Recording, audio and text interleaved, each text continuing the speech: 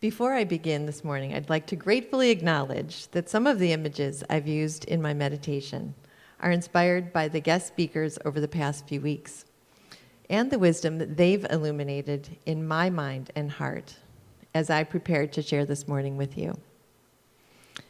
So in this practice, we'll be cultivating our awareness of the oneness that unites us and the wholeness and divine light within that are ours no matter how our life circumstances unfold.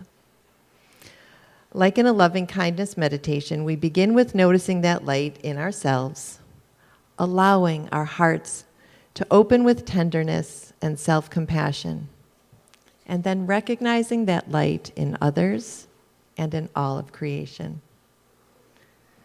So, whether you are here in person, joining the live stream, or watching the recording, I invite you now to shift and settle as comfortably as you are able. Sense your feet resting on the floor and notice all the places where your body is supported as you sit. And taking a deep breath in and out, allow yourself to arrive gently and fully in this moment. I invite you to just witness your experience without judgment. There's no right or wrong way to practice. There is simply showing up to that which is.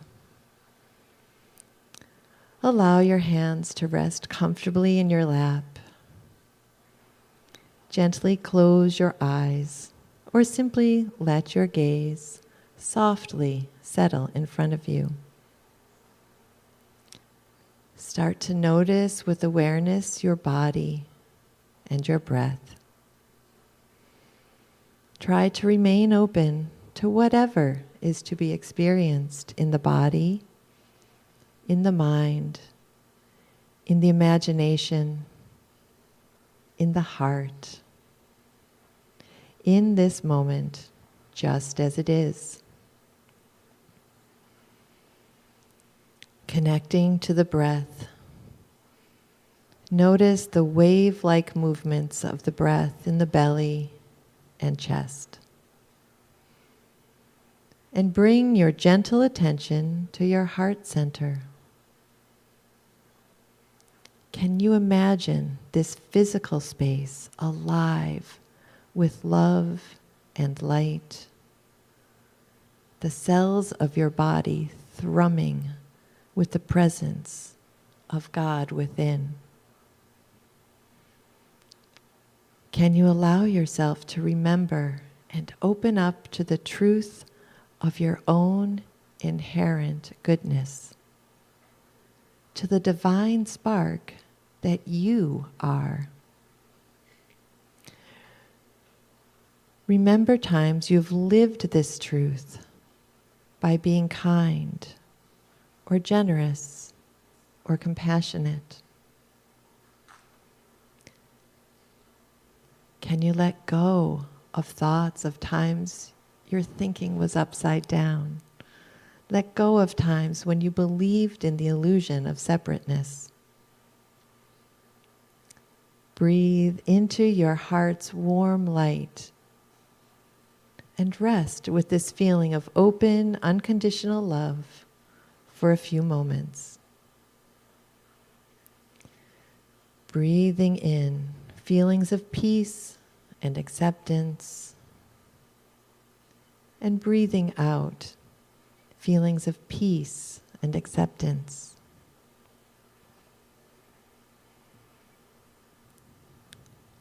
I invite you now to say these phrases to yourself or alter them as your heart asks. May I awaken always to the Christ presence within me. May I live from my wholeness as a living expression of the divine. May I feel connected and calm. May I know the joy and hope born of trusting God's presence alive in the world and alive in me. May I awaken always to the Christ presence within me.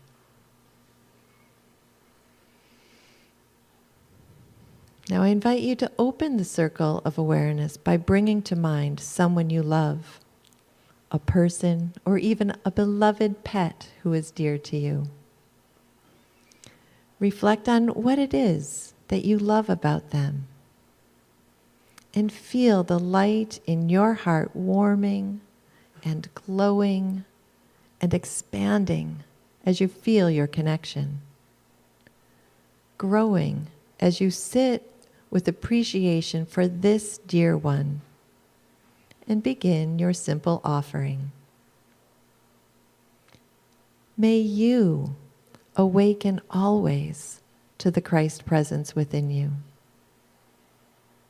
May you live from your wholeness as a living expression of the divine. May you feel connected and calm. May you know the joy and hope born of trusting God's presence, alive in the world and alive in you.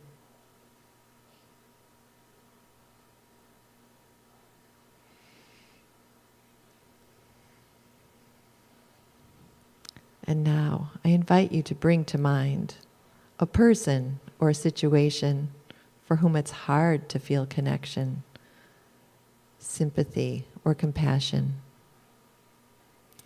Is it possible to let go of feelings of separation, of resentment, anger, fear, or dislike for this person or situation?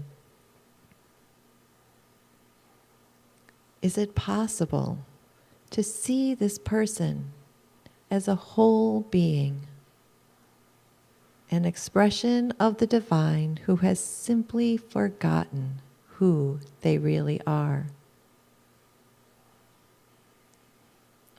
Can you feel the warmth of your divine light and love radiating out towards them as you offer this blessing?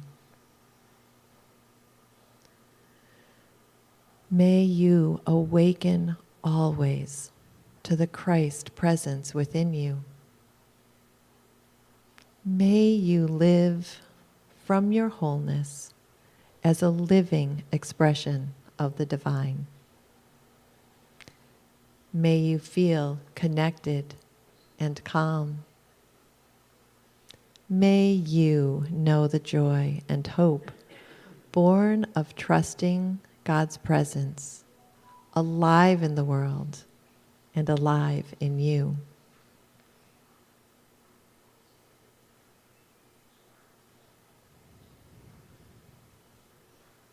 And now allow your awareness to open out in all directions. Sense the warmth of your heart center and feel the divine light in you expanding, reaching out to warm yourself, those you love, those you find difficult. Allow your awareness of deep connection to open out to all beings, to humans and animals living everywhere, to all of creation, as we make our offering together. May we awaken always to the Christ presence within each of us. May we live from our wholeness as living expressions of the divine. May we feel connected and calm. May we know the joy and hope born of trusting God's presence alive in the world and alive in each one of us.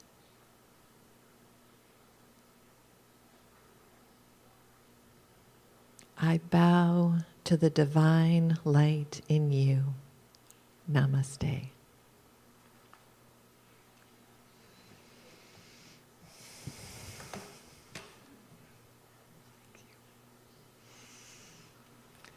May we awaken. Awakening from a restful sleep, I give thanks for the new day and all the people who will be part of it. I remind myself that everything and everyone might lead me to a deeper awareness of God. Thank you, Dave, for sharing today's daily word. In that wonderful way Spirit moves, I've actually had a few sleepless nights that reminded me of the gift of hope as a spiritual practice. Those much anticipated grandbabies arrived in August, just a few days after I had the great pleasure of speaking here at Unity. Little Rev Brigid surprised everyone by coming into the world over 6 weeks early. She's doing great. She's an amazing little being. And she handily beat out her little cousin Elias Martin, who was born 10 days later. She was 4 pounds, he was 9 pounds. And they're just incredible. So spending time with these little beautiful beings and their sleep-deprived parents has been a visceral reminder that every one of us is enlivened by the indwelling presence of God. I've had the tender gift of a few wonderfully sleepless overnights with Keely and sweet afternoons with Eli, rocking them and singing the same lullabies I sang to my kids. It makes me wonder if Augustine actually ever beheld a newborn when he was considering our sinful nature. No offense, Augustine. You did a lot of great thinking, but those babies, as I look into their bright eyes, I am nearly overwhelmed by how easily my heart remembers that God is all good and ever present in each of us and in all of creation. And then I read the news. There is plenty of distressing information about the state of affairs in our country, troubles around the world, updates about the ongoing pandemic, the extreme weather events that highlight the perils of climate change. All around us are signs that our collective forgetting that we are one,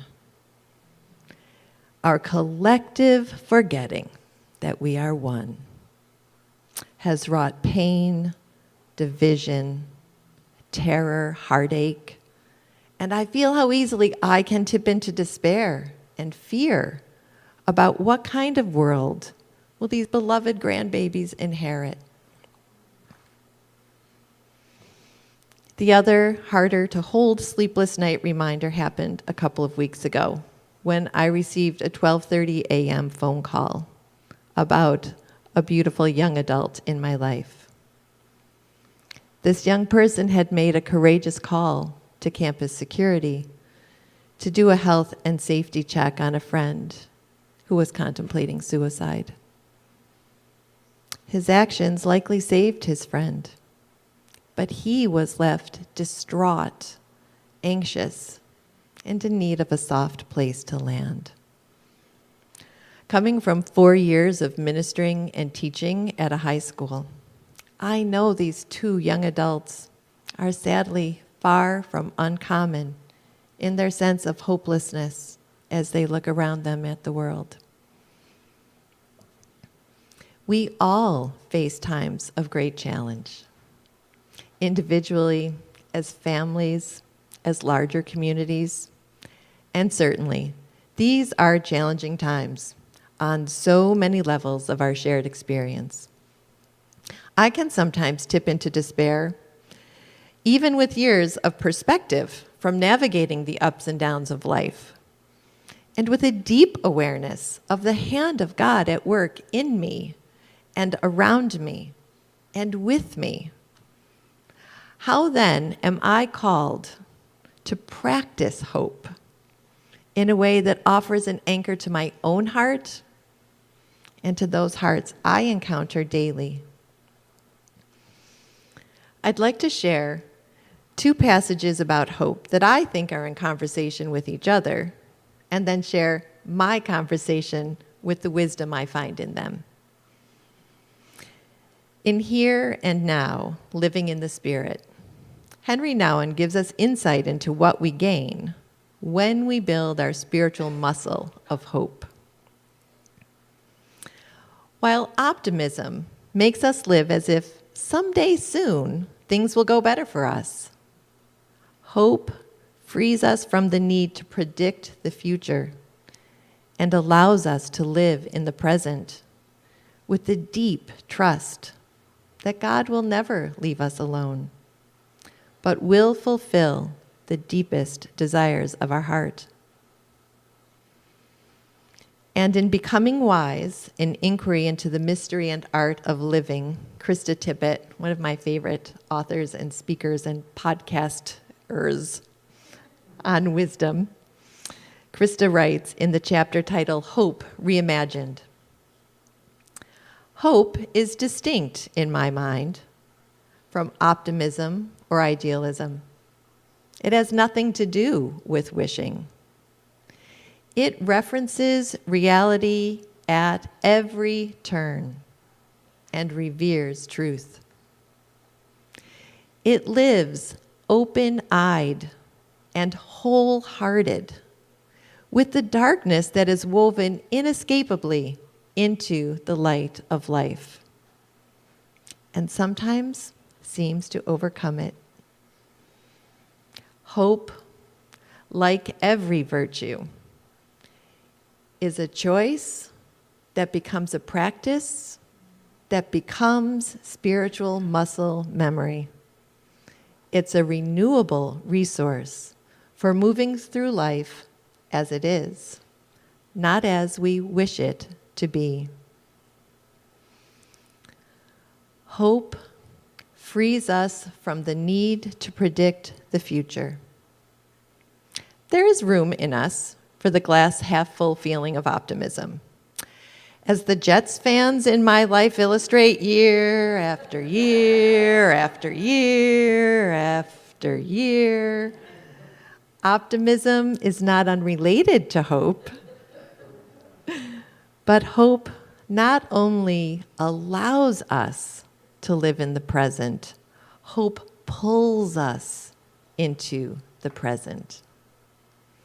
When my mind is spinning stories of worry or even happy anticipation about the future, about the past, about events that I don't actually control, hope reminds me to come back to the here and now. Hope asks me again and again to trust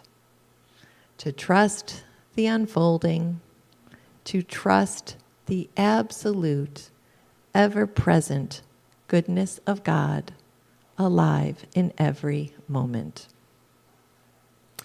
In every moment. Hope lives open-eyed and wholehearted with the darkness that is woven inescapably into the light. Where optimism may veer into wishful thinking, hope calls us to remain clear-eyed and unflinching as we recognize the shadow in ourselves and in our collective experience, and yet still trust in the ultimate goodness that continuously shines the light of love into the darkness. There is nothing we experience in our life situation that can't be used by God. Only moments when we get stuck in our own upside down thinking. Thank you, Linda. That one really had an impact. There's a moment in the 2015 Pixar movie Inside Out. It's a really good spiritual movie, by the way, if you haven't seen it. I'm going to give you a little spoiler alert. It brings this upside down thinking home in a poignant yet also lighthearted way. The movie depicts 12-year-old Riley's emotions delightfully animated to show the inner workings of how we experience life. Joy, voiced by Amy Poehler, is relentless in her attempts to save Riley from sadness. I really related to Joy in this movie, I'm not going to lie. Yet as Riley's memories are threatened, Joy finally realizes that her perspective on Riley's experiences has been limited. Joy had never noticed how often a moment of sadness or disappointment drew Riley into the loving care of others to ease the sorrow and to bring about joy. Joy wrought from sadness by love in action. Let's hear again these words from today's daily word. I remind myself that everything and everyone might lead me to a deeper awareness of God. This growing awareness is my greatest joy. Even if the day includes less than happy experiences, I will know the quiet joy and comforting strength of the peaceful presence of God that is with me always. Everything and everyone. It may be simple to say, I will live trusting that everything and everyone I encounter will lead me to the presence of God. But that doesn't mean it's always easy. If we live in such a way that we feel our interconnectedness at a cellular level, we open ourselves to both the vulnerability and the fullness of being both human and divine. Not only must I remember that everything and everyone I encounter might lead me to a deeper awareness of God, but I also remember and act from my awareness that I am also bringing everything and everyone I meet into that deeper awareness of God. Joy wrought from sorrow and sadness by being love in action to all we encounter in our own private spheres and in the public sphere. And that is often a tall order.